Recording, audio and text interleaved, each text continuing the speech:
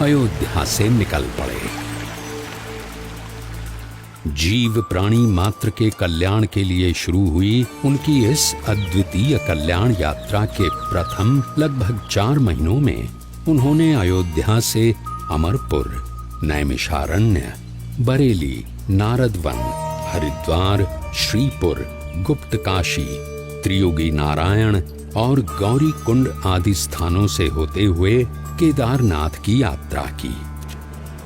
केदारनाथ से सीधे बद्रीनाथ जाने का अति विकट रास्ता पार करके उन्होंने बद्रीनाथ की यात्रा की और शीत ऋतु में बद्रीनाथ से ज्योतिर्मठ होते हुए नीलकंठ वर्णी मानसरोवर की ओर बढ़ चले।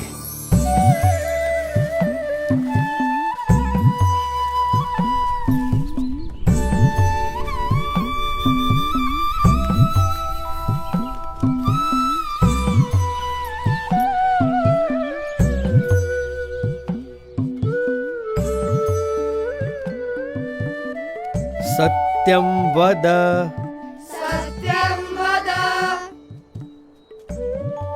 धर्मं चर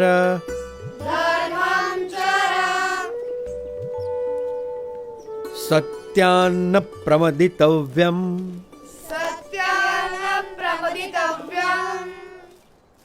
धर्मान्न प्रमदितव्यम्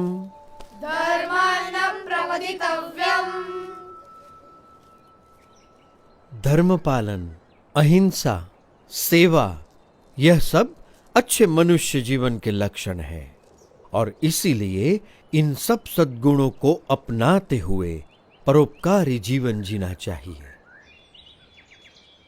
उसी में मनुष्य जीवन की सार्थकता है।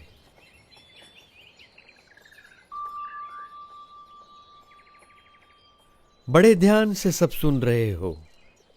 क्या समझ में आ रहा है? कुछ प्रश्न हो तो जरूर पूछना, झिझकना मत। निस्वार्थ सेवा भावना और सदाचार में कोई बुराई नहीं है, पर केवल सत्वगुणी प्रवृत्तियों से ही जिया गया जीवन परम कल्याण के लिए पर्याप्त है। जन्म से लेकर मृत्यु तक यदि केवल इन सब में ही जीवन व्यतीत हो तो स्वयं का कल्याण कैसे होगा?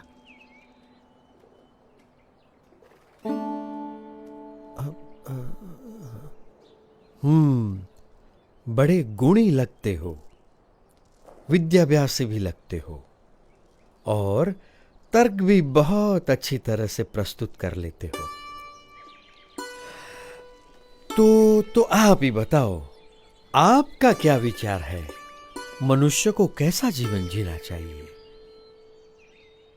ऐसा जीवन जो उस उच्चतम विद्या को पाने के लिए जिया गया हो, जिसे जानने के बाद और कुछ भी जानना बाकी न रह जाए। पर ऐसी कौन सी विद्या है? ब्रह्म विद्या, जिससे अपने अहंकार, स्वभाव, अज्ञान, इंद्रियों एवं अंतःकरण की गुलामी, हर प्रकार के दुख, सारे बंधन, जन्म मरण के चक्कर, इन सब से मुक्ति पाकर आत्यंतिक कल्याण प्राप्त होता है। पर केवल स्वयं के कल्याण के लिए जिया गया जीवन स्वार्थ सिद्धि का पर्याय बनकर ही नहीं रह जाएगा। यदि व्यक्ति यथार्थ रूप से आत्यंतिक कल्याण के मार्ग पर चल पड़े तो उसका जीवन अपने आप ही सबके लिए कल्याणकारी बन रहता है, एक यज्ञ के समान बन जाता है। सबकी भलाई का यज्ञ, सबकी सेवा का यज्ञ, सबके कल्याण का यज्ञ। अच्छा, पर आप हो कौन? मैं नीलकंठ हूं। आप इस उम्र में ऐसे अकेले क्यों निकल पड़े हो? सबको परम कल्याण के मार्ग पर प्रेरित करने के लिए यही मेरे जीवन का उद्देश्य है। उम्र से तो आप शिष्य जैसे लगते हो, पर ज्ञान से गुरु हो।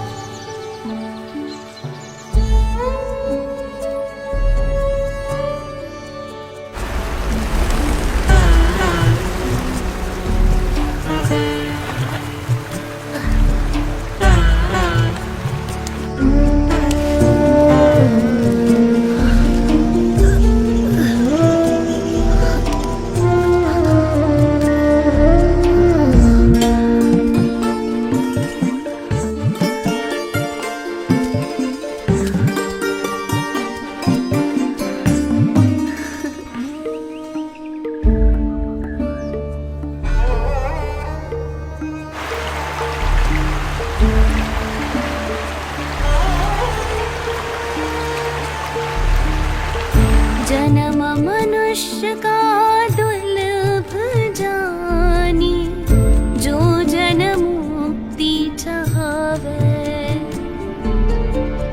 ममारु सम संतन संगे, परम मुक्ति को पावे।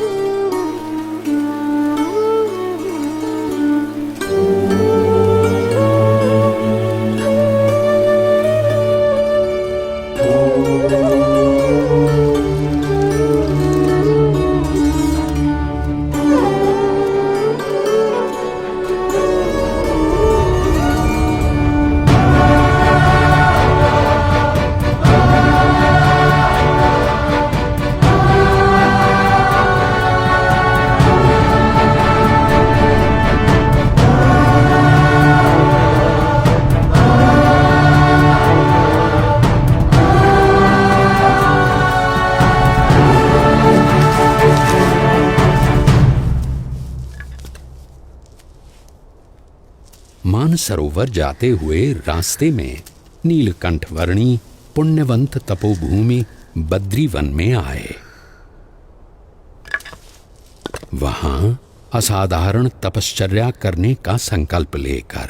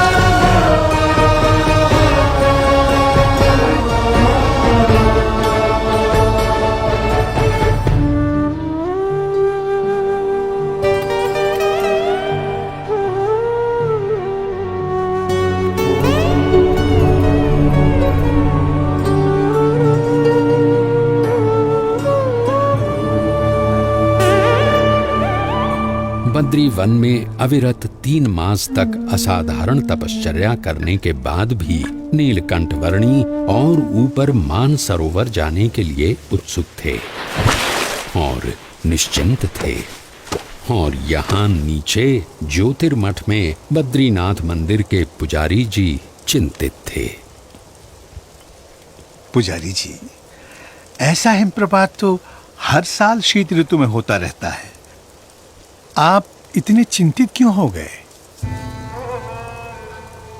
क्योंकि इस साल शीत ऋतु में एक नन्हा बालक मानसरोवर की ओर चल पड़ा है।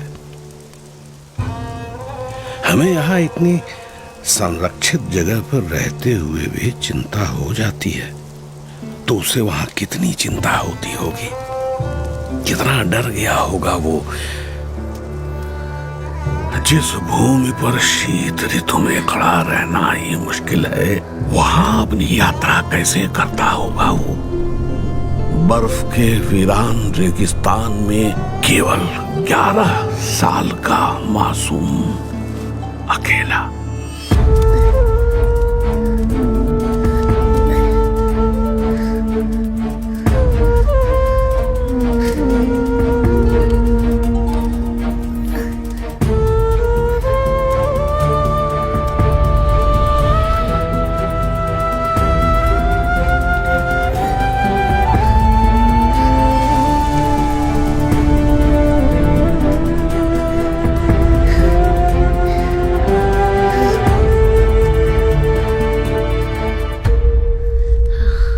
रुके हुए रास्तों से भी मार्ग निकालकर नीलकंठ वर्णी आगे बढ़ रहे थे। जहां ठंड से लड़ते लड़ते सूरज की किरणें भी हार जाती थीं, वैसे बर्फ के रेगिस्तान में सूरज से भी अधिक देदीप्यमान रहते हुए।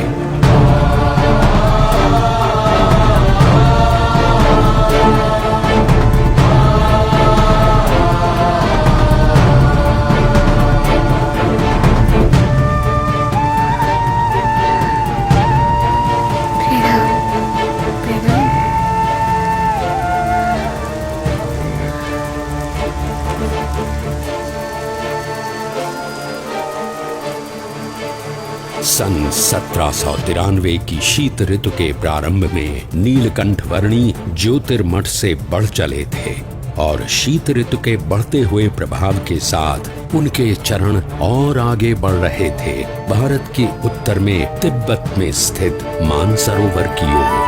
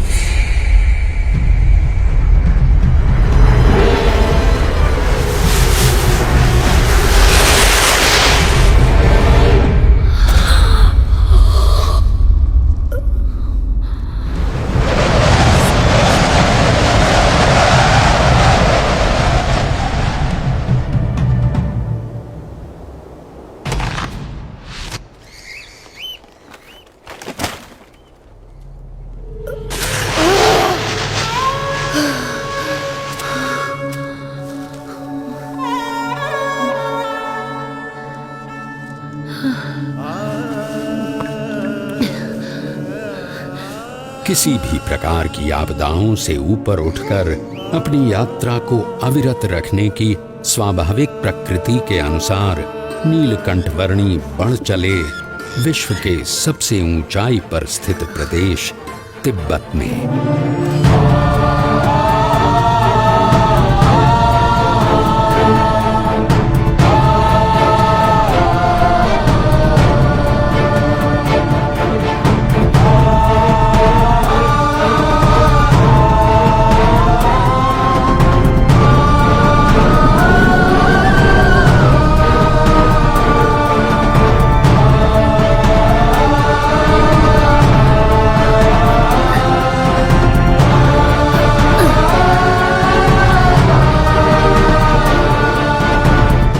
मानो कोई भी विपत्ति ऐसी बनी ही नहीं थी जो नीलकंठ वर्णी के सदा आगे बढ़ रहे चरणों को रोकने में समर्थ हो, चाहे वो सफेद बर्फ से प्रतिबिंबित होकर आंखों को चौंधिया देने वाली सूरज की किरणें हों या साक्षात मृत्यु के समान उमड़ते बवंडर।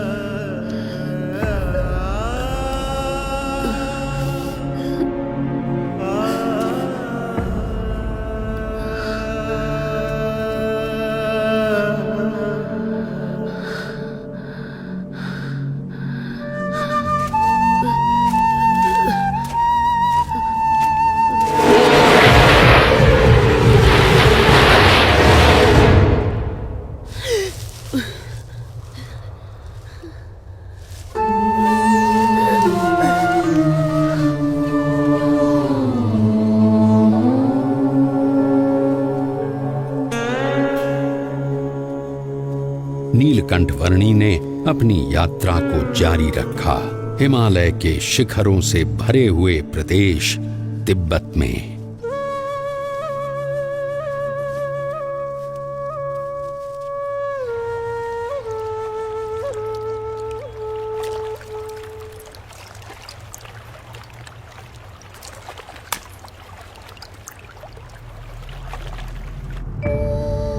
हिमालय के उत्तुंग बर्फीले पर्वतों का विश्व तिब्बत, जिसकी औसतन ऊंचाई 16,000 फीट है और जो विश्व की छत कहलाता है, वहां शीत ऋतु में 0 से नीचे 40 अंश तक के तापमान में नीलकंठ वर्णी अकेले मानसरोवर की ओर बढ़ रहे थे।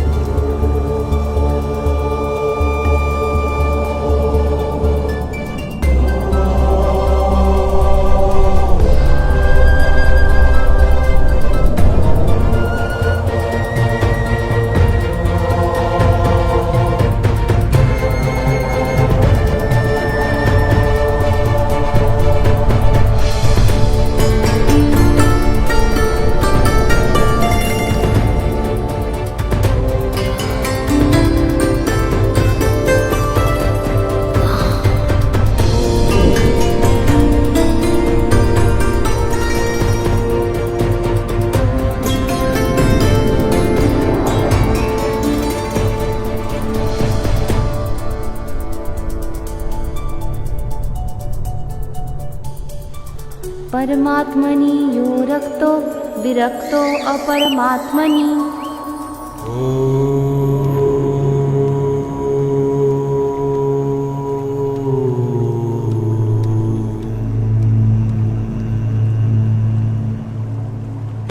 ज्योतिर्मठ से मानसरोवर की यात्रा शुरू करने के लगभग 4 महीनों के समय में नीलकंठ वर्णी आ पहुंचे कैलाश पर्वत के निकट स्थित क्षेत्र में।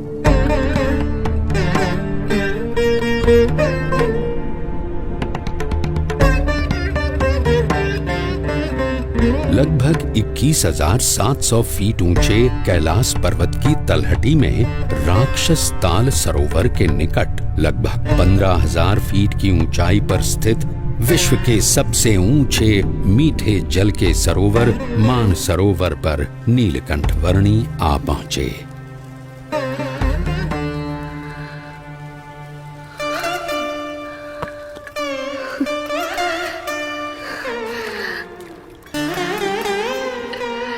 मानस क्षेत्र की प्राण घातक शीत ऋतु में नीलकंठ वर्णी ने संकल्प किया लगभग 320 वर्ग किलोमीटर में फैले हुए मानसरोवर की लगभग 88 किलोमीटर लंबी परिक्रमा करने का।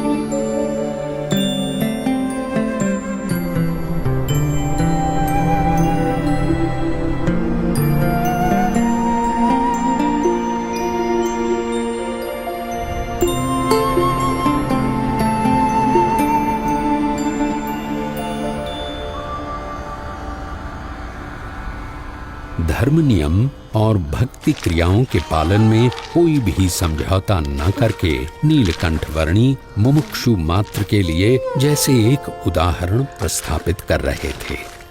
जहां शीत ऋतु में पीने के लिए भी पानी की व्यवस्था उपलब्ध नहीं थी, वहां भी स्नानादिक नित्य नियमों का पालन करते हुए भक्ति पूर्वक नित्य पूजा के नियम को भी दृढ़ रखते हुए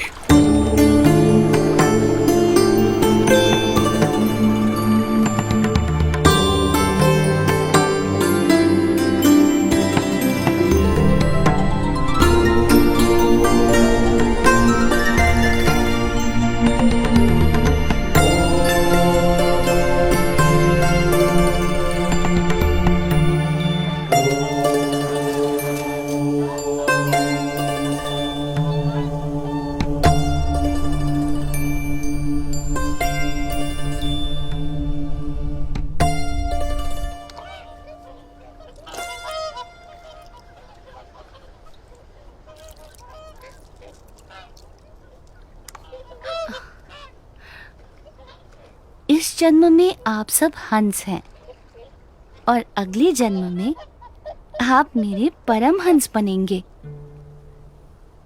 इस जगत में साधुत्व के जो परम विशिष्ट आदर्शों का सृजन होगा, उसका आप सब हिस्सा बनोगे। पश्चिम दिशा में मुमुक्षु मेरी प्रतीक्षा में है। भविष्य में वहां मेरा कार्य क्षेत्र होगा। समय आने पर आप सबको वहां मनुष्य जन्म मिलेगा। मैं वहीं आपको मिलूंगा।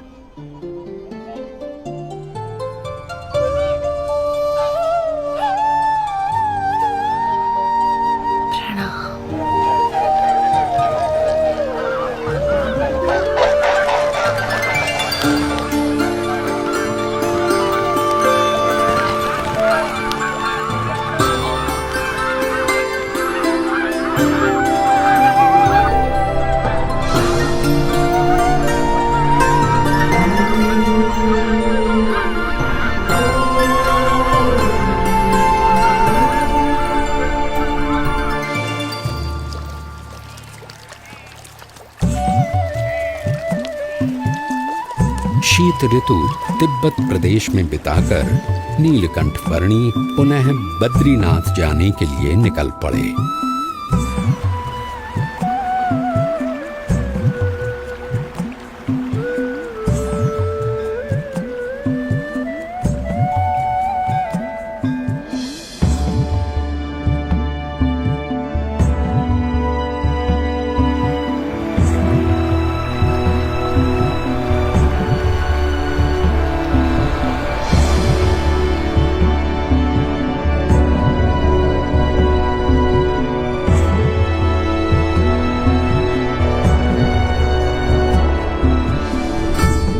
अलकनंदा नदी के किनारे स्थित बद्रीनाथ में नीलकंठ वर्णी पुनः आ पहुंचे।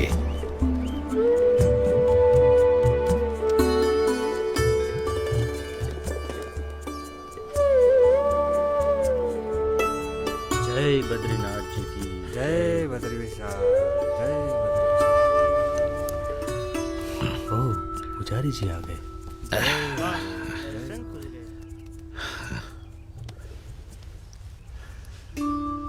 नमो नारायण, नमो नारायण। जय बद्रीनाथ पुजारी जी।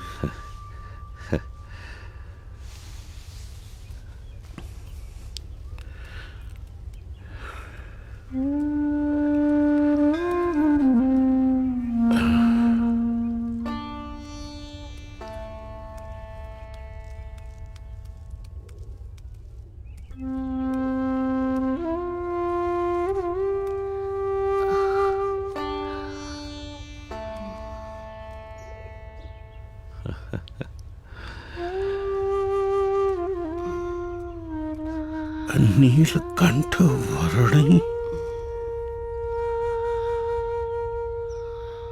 आप नीलकंठ वर्णी हो? जी पुजारी जी। अरे प्रभु, जब भी आपको याद करता था तब चिंता होती थी कि आप किस हाल में होंगे, जीवित भी होंगे या नहीं। जाते समय मैंने आपको कहा था ना कि मैं आपसे फिर मिलूंगा, सो आ गया। परंतु आपका शरीर?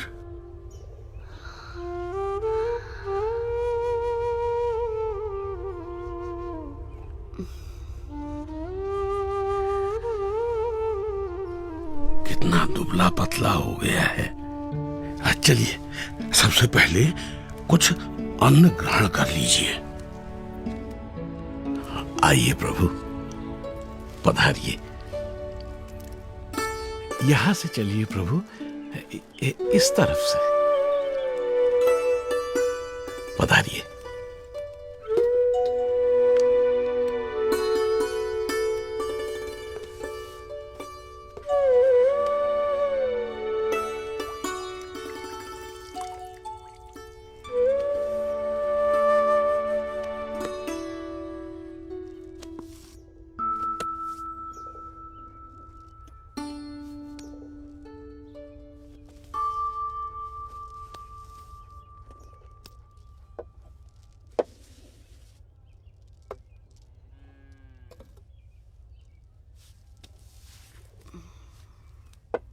मानसरोवर जाने से पहले अंतिम भोजन आपके वहां ज्योतिर्मठ में किया था, और वहां से लौटकर प्रथम भोजन भी आप ही के यहाँ कर रहा हूं। अकल्पनीय। वहां ऊपर 6 महीने तक आप क्या खाकर जीवित रहे? वायु।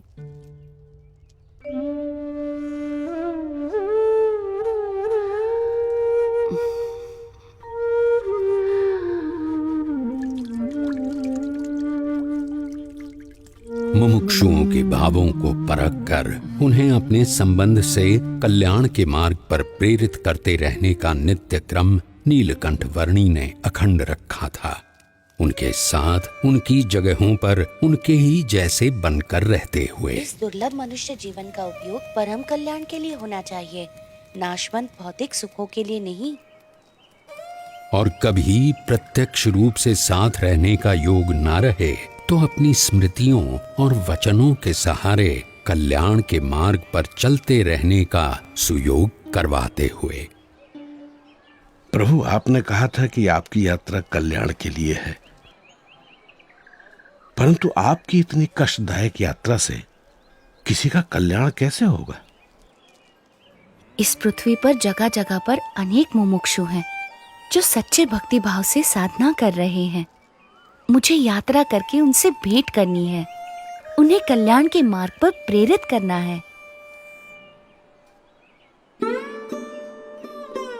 दूसरों के कल्याण के लिए स्वयं पर इतना कष्ट? नीलकंठ, आपकी यात्रा सच में कल्याण यात्रा ही है। मेरा परम सौभाग्य कि मुझे आपकी सेवा का अवसर मिला। मेरा ध्यान रखने के लिए आपका भी धन्यवाद। आप अपना विशेष ध्यान रखिएगा नीलकंठ वर्णी। शुभम भवतु। प्रणाम।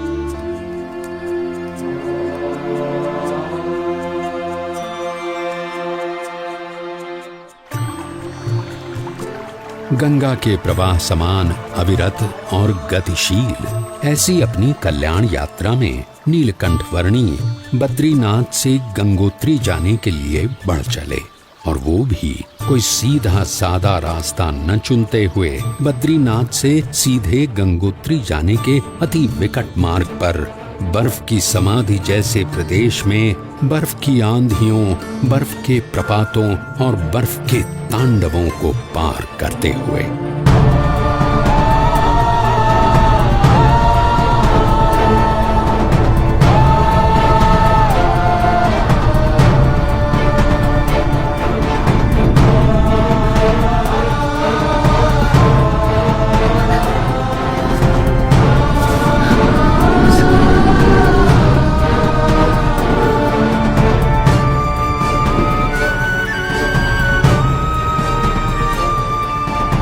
नीलकंठ वर्णी गंगा जी के उद्गम स्थान गौमुख आ पहुंचे।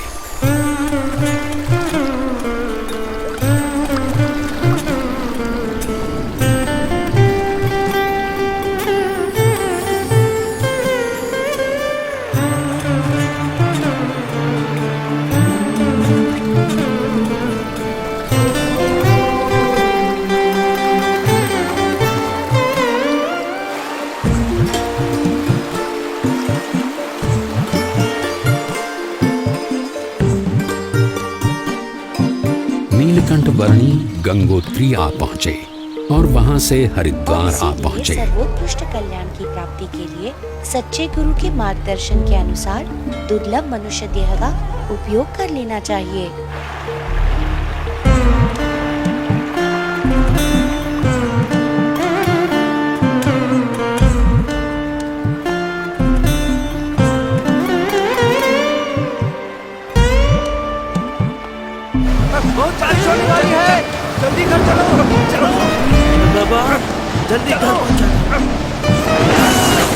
चल भाई चल।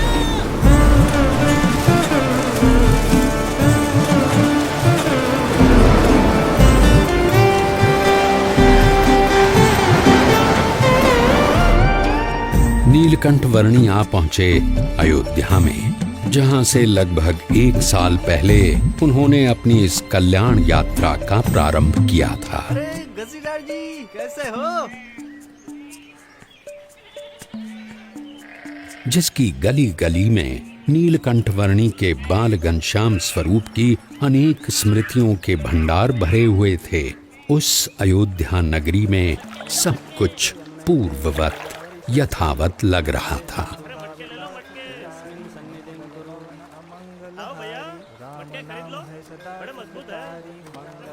अरे भाई इधर उधर मत देखो, काम में ध्यान दो। ये मेरे सर पे रख दो। अब जाओ। क्या सोच में पड़े हो महाराज? हाँ?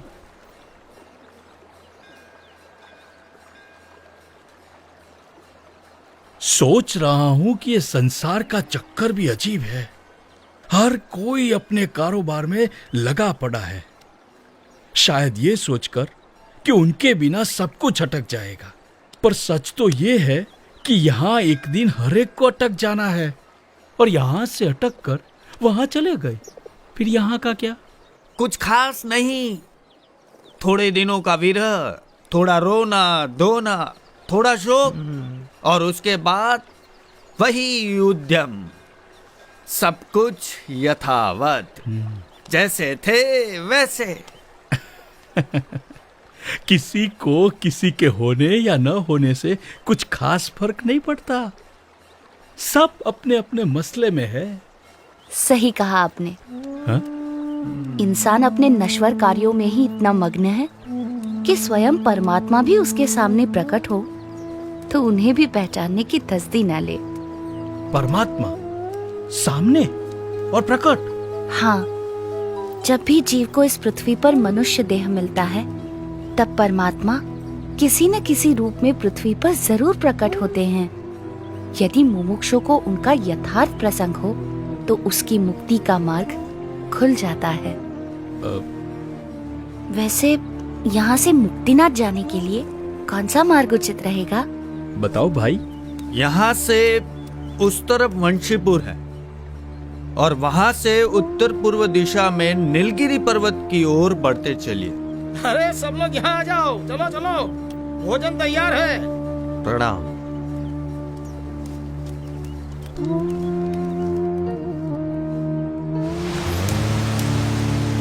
नीलकंठ वर्णी ने लगभग 1 साल पहले अयोध्या से अपनी कल्याण यात्रा का प्रारंभ करते हुए सरयू नदी में कूदकर उसे पार करके जाने का मार्ग अपनाया था, और आज अयोध्या से मुक्तिनाथ की ओर जाने के लिए भी उन्होंने वही मार्ग अपनाया।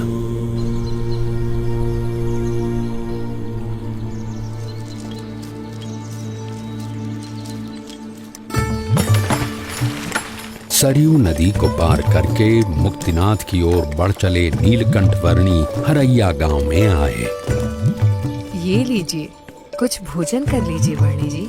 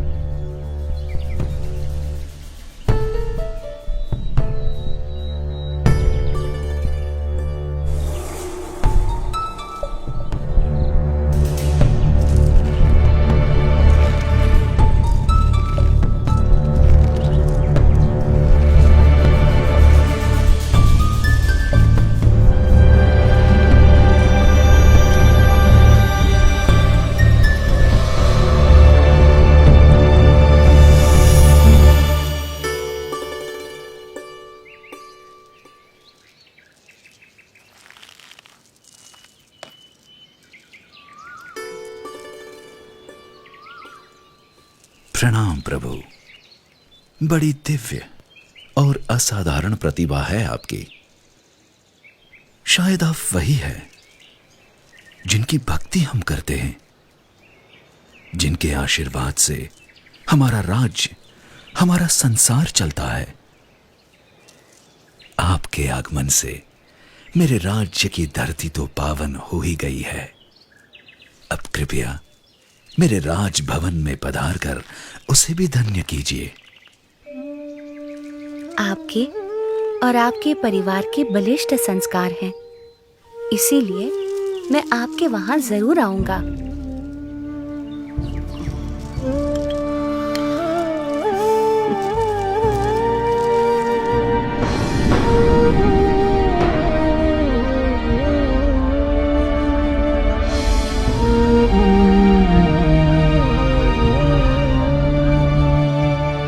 नीलकंठ वर्णी वंशीपुर गांव आ पहुंचे।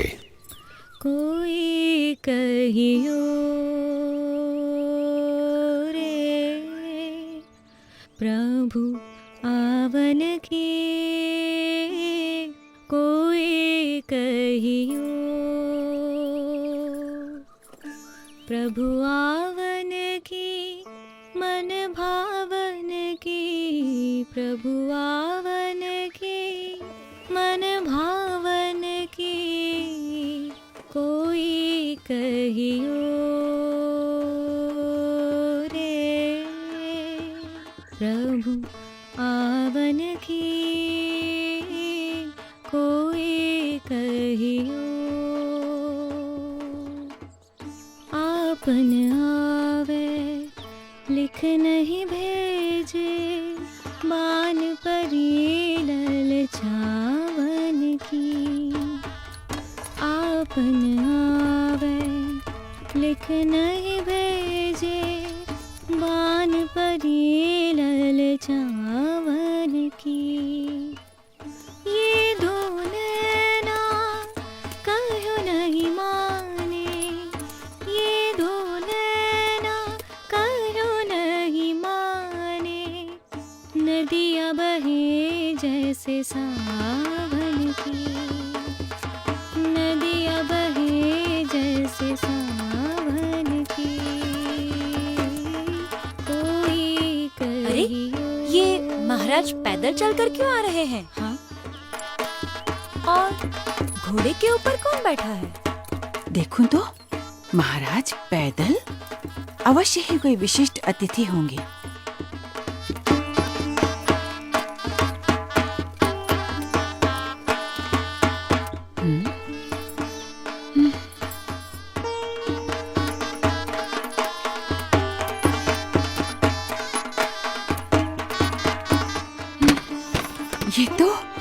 ये तो सच में कोई दिव्य व्यक्ति हैं। सब चलो, उनके स्वागत की तैयारी करो। जी महारानी जी।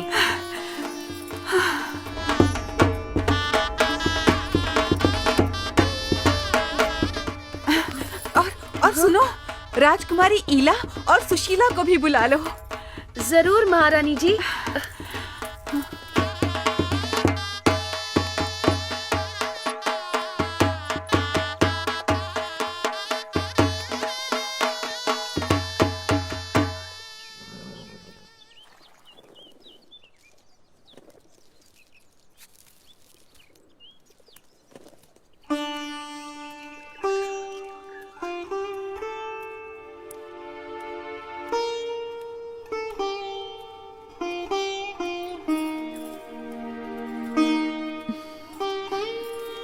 प्रणाम।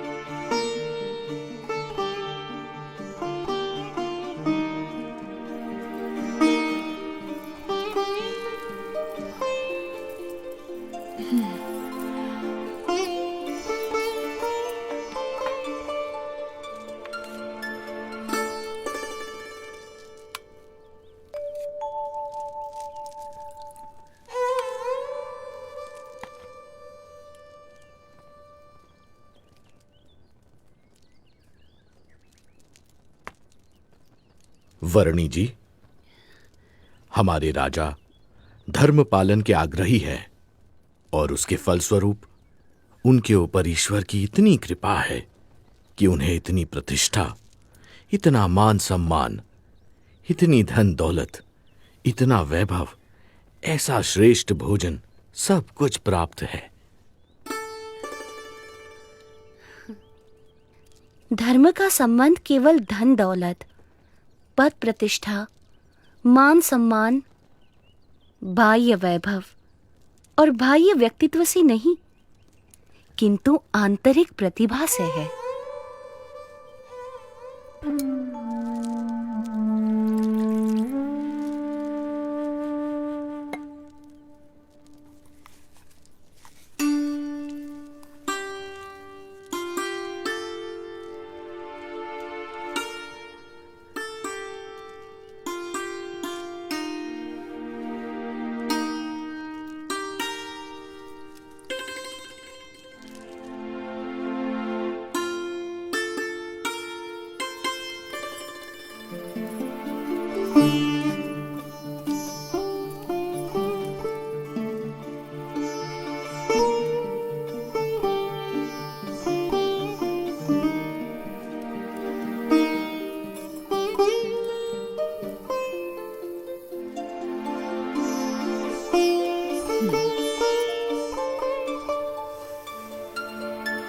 प्रभु, हमारा कोई पुत्र नहीं है। उस बात से मैं चिंतित रहती थी, पर अब आपके आने से मेरे पुत्र की कमी पूरी हो गई। अब आप यहीं रुक जाइए। आपके पूर्व जन्मों के संस्कार हैं और आपका भक्ति भाव भी है, इसीलिए मैं यहाँ आया हूँ। और आपकी तरह और कई मुमुक्षुओं को भी मुझे मिलना है।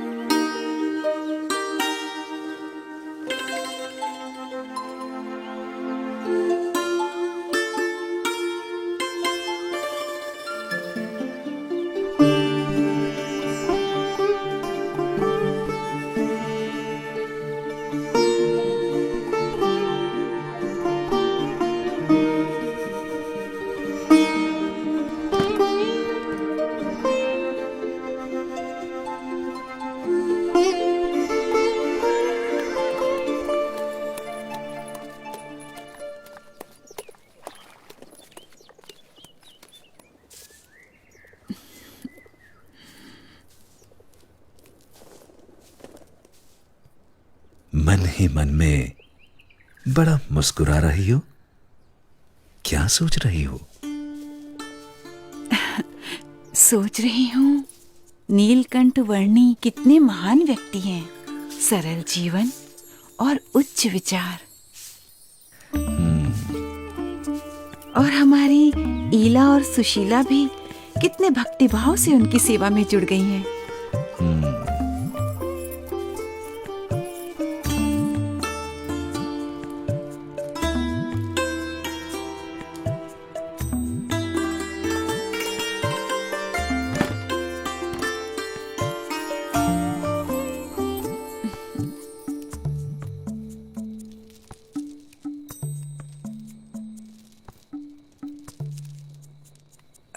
नीलकंठ वर्णी, कई दिनों से आप हमारे साथ हमारे स्वजन की तरह ही बस रहे हैं। और केवल हम ही नहीं, पर यहाँ छोटा बड़ा हर कोई आपको अपना स्वजन समझने लगा है। सभी को आपसे लगाव हो गया है। इतने दिनों से आपका जीवन निकट से देखकर हमें प्रतीति है कि आप कोई असाधारण दैवी तत्व हैं, साक्षात परमात्मा हैं। ये सब देखकर मेरे मन में एक विचार आ रहा है कि यदि आप हमेशा के लिए हमारे स्वजन बनकर रह जाएं, तो कितना अच्छा होगा। यदि समझ में आए तो मैं तो हमेशा के लिए सबका स्वजन हूं, एक सच्चे स्वजन की तरह हमेशा सबके साथ ही रहता हूं। अब हमारी अपेक्षा है कि हम ये सब कुछ त्याग कर आपके चरणों में न्यौछावर करके मोक्ष के काम में ध्यान दें और हमारी सारी धन दौलत, हमारी सारी संपत्ति, हमारा राज्य और ईला और सुशीला को भी आपको सौंप दें। हमारी पुत्रियों से ब्याह करके हमारा सब कुछ स्वीकार कर लीजिए नीलकंठ।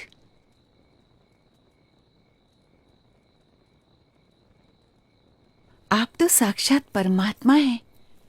आपसे अच्छा पति हमारी पुत्रियों को कहाँ मिलेगा? माते, जो सबका स्वजन है उसे केवल अपना बना लेना चाहती हैं। मैं आप सबको सारे बंधनों से मुक्त करना चाहता हूं और आप मुझे ही ये सब बंधनों में बांधना चाहती हैं। बेटा, अभी जवानी फूटी नहीं है, इसलिए ऐसी बातें कर रहे हो। पर जब जवान हो जाओगे तब स्त्री सुख के बिना रह नहीं पाओगे। जब स्त्री सुख के लिए तड़पोगे तब एहसास होगा कि ऐसी सुंदर कन्याओं और ऐसे राज्य का प्रस्ताव ठुकरा करके तुमने बहुत बड़ी भूल कर दी। पर तब यह मौका निकल चुका होगा। क्षमा कीजिएगा, पर आप मोह में अंध होकर मुझे जानते हुए भी मेरा असली स्वरूप भूल रहे हैं।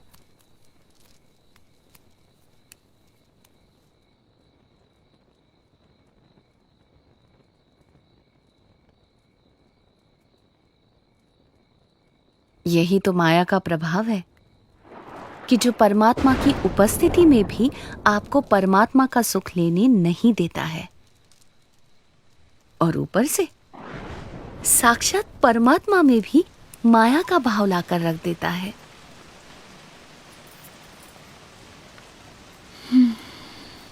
माँ, पिताजी, ये नीलकंठ वर्णी तो निर्लेप है, निर्विकारी है। ये सब मोह माया से परम सुख के दाता स्वयं परमात्मा हैं। वे ऐसे क्षुल्लक लौकिक सुखों में क्यों बंधेंगे? हाँ माँ, मोह से मुक्त होकर और हमारी चिंता छोड़कर नीलकंठ वर्णी की महिमा को अंतर में दृढ़ रखो। हाँ बेटा।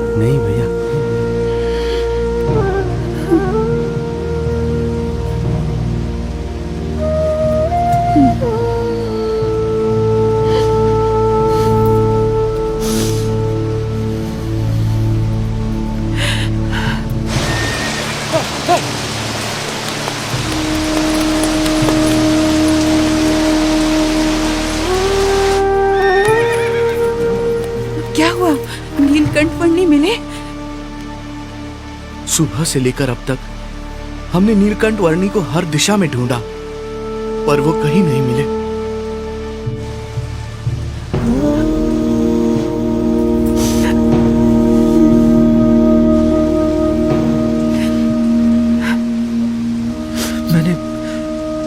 मैंने दूर दूर तक ढूंढा, पर नीलकंठ वर्णी नहीं मिले। माँ,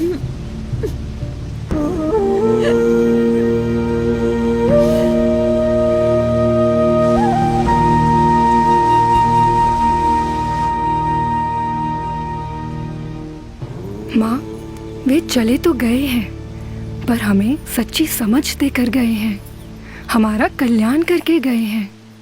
उन्होंने कहा था ना कि उन्हें तो अभी अनेक मनुष्यों का कल्याण करना है। वे कहते थे ना कि यदि समझ में आए तो एक सच्चे स्वजन की तरह वे हमेशा सबके साथ ही रहते हैं। वैसे ही वे हमेशा हमारे साथ रहेंगे। हाँ बेटा।